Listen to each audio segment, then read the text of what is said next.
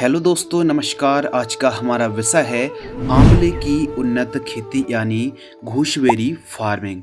तो आंवले की खेती कब और कैसे करना चाहिए, हमारे किसान भाई आंवले की बागवानी से कैसे ज़्यादा से ज़्यादा प्रॉफिट, कैसे ज़्यादा से ज़्यादा लाभ कमाई कर सकते हैं, आंवले की खेती कब और कैसे करना चाहिए, जलवायु, टेम्परेचर, टाइमिंग के साथ साथ दोस्तों सबसे ज़्यादा कमेंट्स जो आते हैं waste variety, hybrid waste variety जिनका उपज और उत्पादन काफ़ी बढ़िया हो। आंवले की खेती जब हम करते हैं तो पहली तुड़ाई फर्स्ट हार्वेस्टिंग के लिए कितना समय लगता है, कितनी लाइफ साइकिल है, लागत के ऊपर बात करेंगे, पौधे आप कहाँ से खरीद सकते हैं, पौधरोपण किस प्रकार करना चाहिए, कितनी दूरी पर, और कुछ रोग बीमारी आती हैं ज़्यादा पैदावार निकालने के लिए खाद, स्प्रे, कीटनाशक दवाइयों का प्रयोग हमको कब और कैसा करना चाहिए, ज़्यादा से ज़्यादा पैदावार निकालने के लिए कौन से पोषक तत्वों की दोस्तों हमको पूर्ति करना चाहिए। तो इस वीडियो के माध्यम से आपको घूसबेरी फार्मिंग की यानी आंवले की उन्नत खेती की A to Z डिटेल में विस्तार के साथ दोस्तों संपूर्ण जानकारी शेयर करने वाले हैं, तो वीडियो पर बने रहिए। चलिए शुरू करते हैं। चैनल पर पहली बार आए हैं तो चैनल को सब्सक्राइब कर लीजिए। मैं हूं आपका होस्ट एंड दोस्त शिव कुमार। चलिए स्टार्ट करते हैं। सबसे पहले दोस्तों बात करते हैं अनुकूल समय। तो आंवले की बागवानी के लिए सबसे जो बढ़िया टाइमिंग है दोस्तों पौधरोपण का, वो है जुलाई से लेकर सितंबर के मध्य। यदि आप पौधरोपण करते हैं तो बहुत ही शानदार बढ़वार देखने के लिए मिलने वाली काफ़ी परफेक्ट टाइमिंग है। जलवायु और टेम्परेचर की ऊपर बात करें तो आंवला की खेती नम तथा शुष्क दोनों जलवायु में इसको सफलतापूर्वक आप उगा सकते हैं, खेती की जा सकती है। और नम जलवायु में अच्छी तरीके से यह फलता फूलता है। थोड़ा सा स्टार्टिंग के जो दिन होते पाले से बचाना बहुत ज़्यादा ज़रूरी है। 2-3 साल बाद पौधे पर ठंड या फिर बहुत ज़्यादा गर्मी का कोई भी फर्क नहीं पड़ने वाला है। तो एक प्रकार से कह सकते हैं कि आंवले की खेती सभी प्रकार की जलवायु के लिए दोस्तों काफ़ी अनुकूल, काफ़ी परफेक्ट है। ठंडे नम आर्द्र जलवायु पर बहुत अच्छी बढ़वार देखने के लिए मिलती है। टेम्परेचर की ऊपर बात करें तो न्यूनतम टेम्परेचर दोस्तों 8 से 10 डिग्री सेल्सियस और अधिकतम की बात करें तो 35 से लेकर 38 डिग्री सेल्सियस तक का टेम्परेचर काफ़ी अनुकूल माना जाता है। भूमि और खेत की तैयारी के ऊपर दोस्तों डिस्कशन करते हैं तो भूमि खासकर काली मिट्टी है, काली दोमट है, बलुई भूमि है, चिकनी मिट्टी है, और साथ ही आप पीली भूमि पर भी आप आंवले की खेती कर सकते हैं। लाल मिट्टी पर भी, जैसे महाराष्ट्र की जो काफ़ी एरिया पर लाल भूमि है तो वहाँ पर भी आप सफलतापूर्वक आंवले की खेती कर सकते हैं। बस मृदा की pH वैल्यू 6.5 से 7.5-8 तक दोस्तों चल जाती है। खेत की तैयारी आपको एक बार कम से कम गहराई में चलने वाली, जैसे खासकर प्लाऊ से आपको पहली जुताई कराना चाहिए। उसके बाद हैरों की मदद से मिट्टी को ठीक तरीके से भुरभुरी करा लेना है। खेत के चारों साइड साफ सफाई होना बहुत ज़्यादा ज़रूरी है। जंगली जानवर यदि दोस्तों परेशान करते हैं तो तारबंदी भी होना बहुत ज़्यादा ज़रूरी है।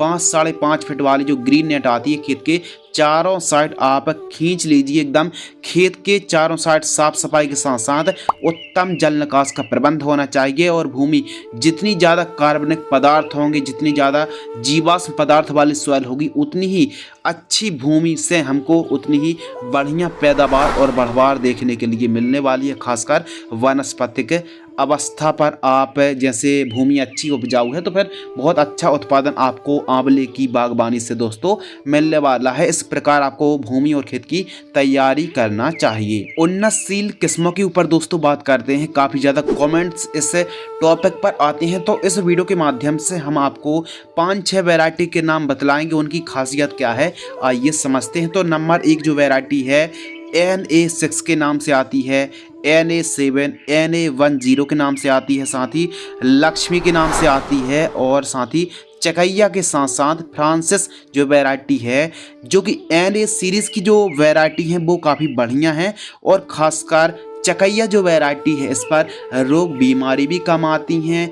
थोड़ा सा देसी टाइप की यह वैरायटी है, बहुत ज़्यादा इसका उत्पादन है और सभी जगह पर चकैया जो वैरायटी है इसको आप लगा सकते हैं। रोग बीमारी कम है, पैदावार अच्छी है। मार्केट पर जब अपनी उपज को आंवले को ले जाएंगे तो उसकी जो चमक क्वालिटी वो बढ़िया देखने के लिए मिलेगी। प्लस एनए सीरीज की जो भी वैरायटी हैं इनका उत्पादन भी काफ़ी अच्छा है और रोग बीमारी काफ़ी कम आती हैं। तो आप चकैया के साथ साथ एनए सीरीज की जो वैरायटी हैं उनको भी आप दोस्तों आंवले की लगा सकते हैं। बाकी आपके एरिया, जलवायु, क्लाइमेट कंडीशन के हिसाब से जो बेस्ट वैरायटी हो आप उनका सिलेक्शन कर सकते हैं।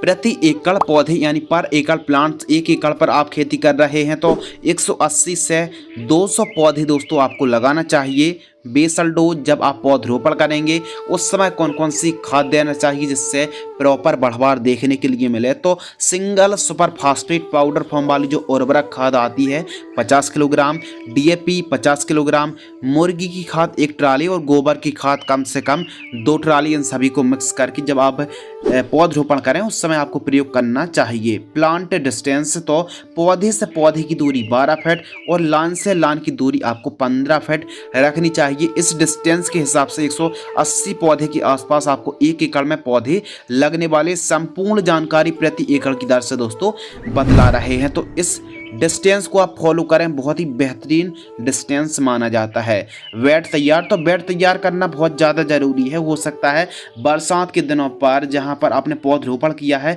वहां पर पानी ना भरे, तो इसके लिए बेड विधि से ही आपको खेती करना चाहिए।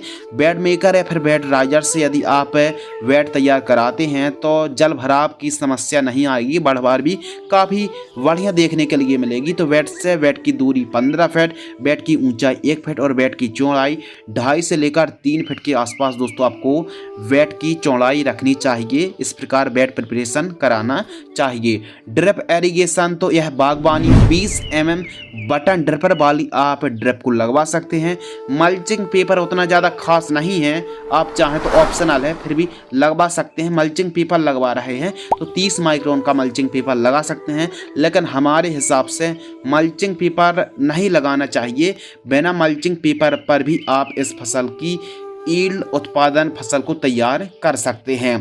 प्लांट्स रेट के ऊपर बात करें तो आप यदि बहुत अधिक क्वांटिटी पर पौधे को बाय करते हैं, ट्रस्टेबल नर्सरी से पौधे को खरीदते हैं तो 35 से लेकर 40 रुपये के आसपास प्रति पौधा की कीमत देखने के लिए दोस्तों मिलने वाले हैं, जो कि ग्राफ्टेड पौधे होंगे। प्लांटेशन के ऊपर बात करें तो बागवानी नर्सरी से आपको पौधे बाय कर लेना है। पौधे नहीं मिल पा रहे हैं तो जो कृषि विश्वविद्यालय है नज़दीक का, वहाँ पर आप संपर्क कर सकते हैं। दोस्तों जहाँ पर आपको प्लांटेशन करना है वहाँ पर 15 दिन पहले 2x2 यानी 2 फीट चौड़ा 2 फीट गहरा गड्ढा खोदकर 15 दिन की तेज धूप लगाना है। 15 दिन से लेकर 30 दिन के आसपास की तेज धूप लगाना है, जिससे हार्मफुल इंसेक्ट हैं, फंगस हैं या फिर जड़ में नुकसान पहुंचाने वाले हार्मफुल कीटों को कंट्रोल करने में बहुत ही आसानी होगी। तेज धूप लगा लीजिए। उसके बाद जो मिट्टी निकली है आधी मिट्टी को और जो हमने बेसल डोज बताया उसको, इनको ठीक तरीके से मिक्स करना है। उसके बाद आपको ठीक तरीके से गड्ढे को फिलअप कर देना है। पर्याप्त मात्रा पर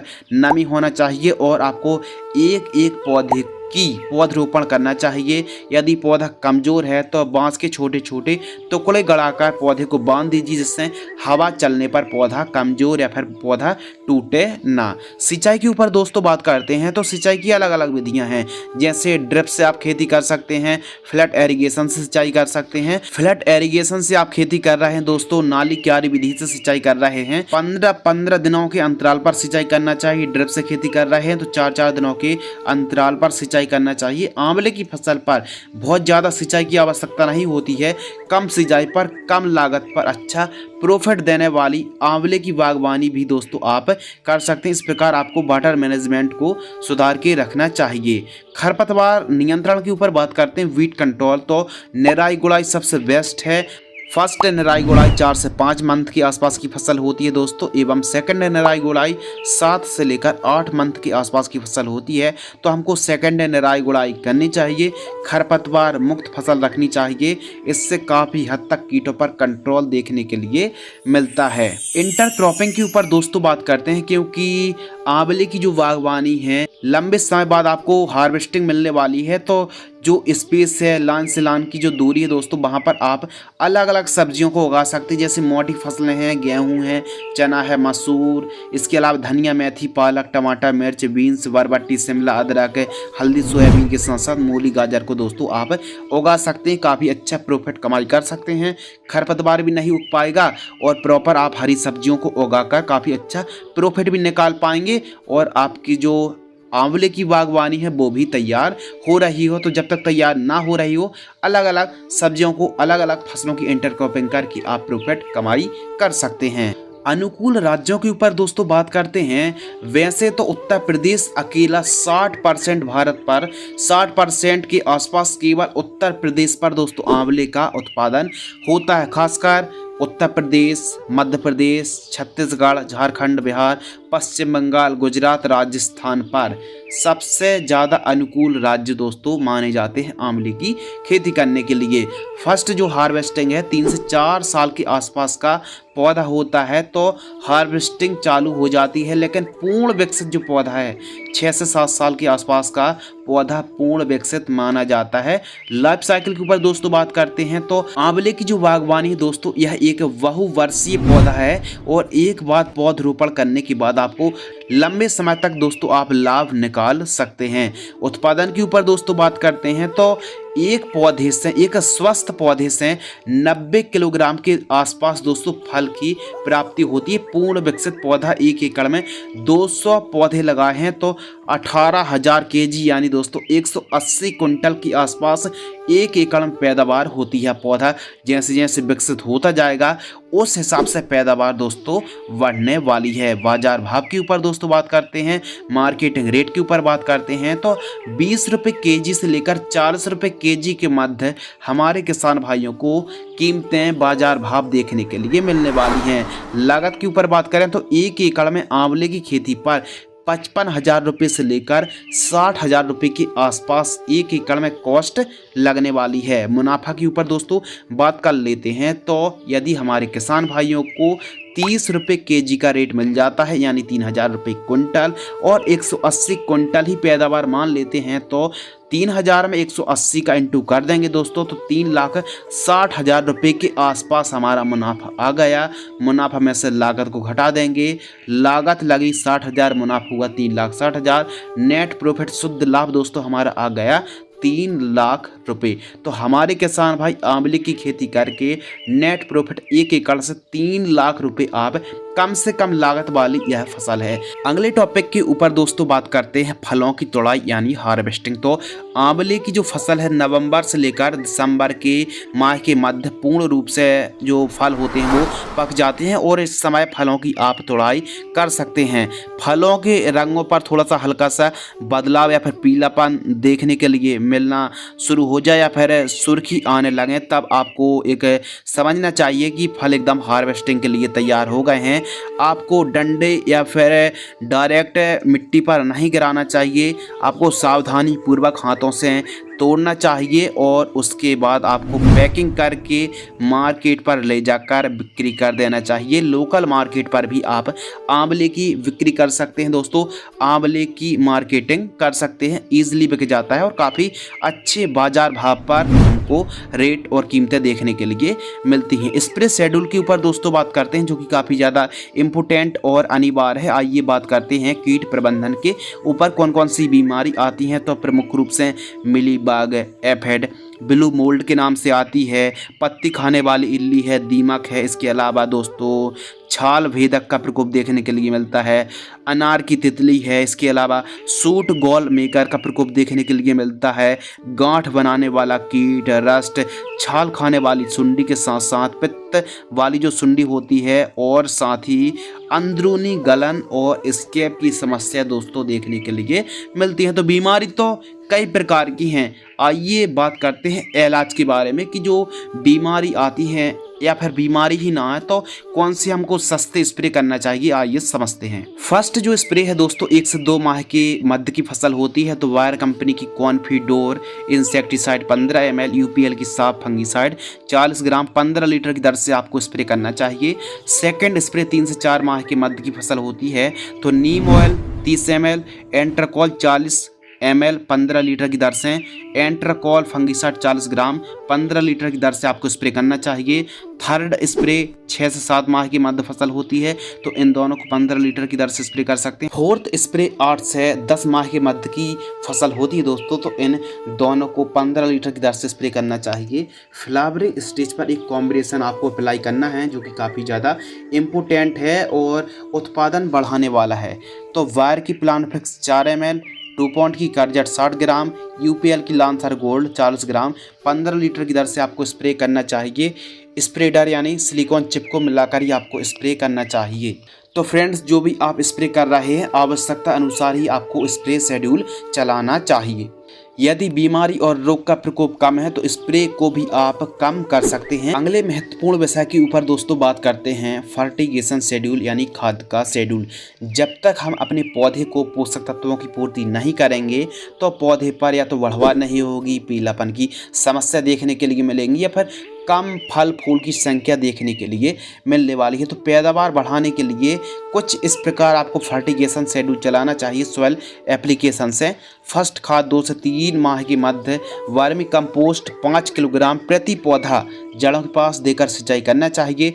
सेकंड खाद 4 से 5 माह के मध्य की फसल होती है तो यूरिया 50 ग्राम, डीएपी 50 ग्राम प्रति पौधा जड़ों के पास देकर सिंचाई दोस्तों आपको करना चाहिए। जड़ों से लगभग 6 से 7 इंच दूर जड़ों के पास देकर सिंचाई करनी चाहिए। थर्ड खाद के ऊपर बात करते हैं। 6 से 7 माह के मध्य माइक्रो न्यूट्रिएंट 3 किलो, यूरिया खाद 5 किलो इन दोनों को मिक्स करना है और प्रति एकड़ जड़ों के पास देकर सिंचाई करनी चाहिए। फोर्थ खाद 10 से 12 माह की मध्य की फसल होती है दोस्तों तो मैग्नीशियम सल्फेट 10 किलोग्राम और अमोनियम सल्फेट 8 किलोग्राम प्रति एकड़ की दर से जड़ों के पास देकर सिंचाई करनी चाहिए। फ्रूटिंग स्टेज से 5-10 दिन पहले इस कॉम्बिनेशन को अप्लाई करें। Urea 35 kilo, DAP 25 kilo, MOP 15 और बायोजाइम 10 किलो इन सभी को मिक्स कर लीजिए। उसके बाद जड़ों के पास 1 एकड़ में जड़ों के पास देकर सिंचाई कर दीजिए और जो पैदावार है, जो क्वालिटी है और जो उत्पादन है दोस्तों वो काफ़ी ज़्यादा बढ़ने वाला है। इस प्रकार फर्टिगेशन शेड्यूल यदि दोस्तों आप चलाते हैं, प्रॉपर आपको सिंचाई करना है, प्रॉपर पोषक तत्वों की पूर्ति करना है, रोग बीमारी का प्रकोप देखने के लिए मिल रहा है तो नीम ऑयल है, यूपीएल की साफ फंगिसाइड है, कार्बेंडाजिम मैंकोजेब है, ऐसी फंगिसाइड को आपको स्प्रे आवश्यकता अनुसार करना चाहिए। स्टार्टिंग के दिनों पर खासकर सिंचाई पर विशेष रूप से ध्यान रखना चाहिए। तो दोस्तों आज की इस वीडियो के माध्यम से आपको बताया गूसबेरी फार्मिंग यानी आंवले की उन्नत खेती। हमारे किसान भाई आंवले की बागवानी से भी खेती करके काफ़ी अच्छा और काफ़ी बढ़िया मुनाफा निकाल सकते हैं। आंवले की जो खेती है यह कम उपजाऊ भूमि पर भी खेती कर सकते हैं, कम सिंचाई के साधन हैं और साथ ही साथ दोस्तों आंवले की जो फसल है कम लागत वाली फसल है और काफ़ी अच्छा प्रॉफिट देने वाली बागवानी है। तो हमारे किसान भाई आंवले की बागवानी खेती करके काफ़ी अच्छा प्रॉफिट निकाल सकते हैं। यदि आपको यह वीडियो पसंद आती है दोस्तों तो वीडियो को लाइक करें, चैनल को सब्सक्राइब करें। वीडियो को आपने अंत तक पूरा वॉच किया, वीडियो को अंत तक देखने के लिए आपका दिल से बहुत बहुत शुक्रिया। धन्यवाद। जय हिंद, वंदे मातरम।